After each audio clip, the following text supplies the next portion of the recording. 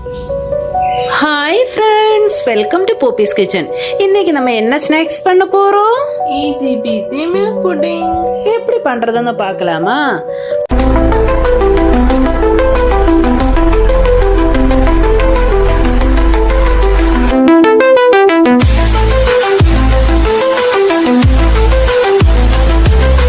அதுக்காக ஃபர்ஸ்ட் ഞാൻ 1/2 litre milk எடுத்து வச்சிருக்கு.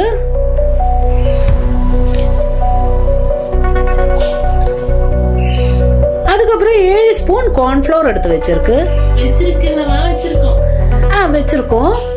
அதுக்கப்புறம் ஒரு பவுல்ல கொஞ்சம் சுகரும் எடுத்து வச்சிருக்கு. கொஞ்சம்னா ஒரு நம்மளுக்கு சுகர் எல்லாம் நம்மளுக்கு தேவைக்கு ஏற்ற மாதிரி. அதுல 2 ஏலக்காய் ഞാൻ போட்டிருக்கு.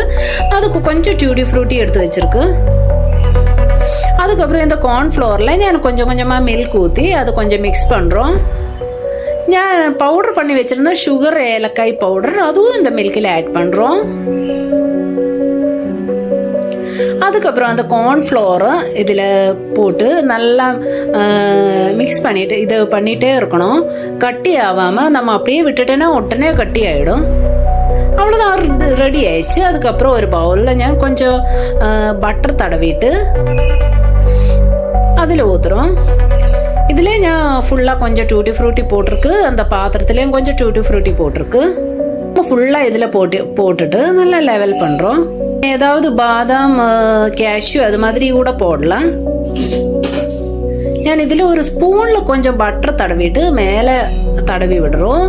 இப்போ நல்ல ஒரு வாசனையாகவும் இருக்கும், நல்ல டேஸ்டாகவும் இருக்கும். அது பார்க்கறதுக்கு நல்ல ஒரு இதுவாக இருக்கும்.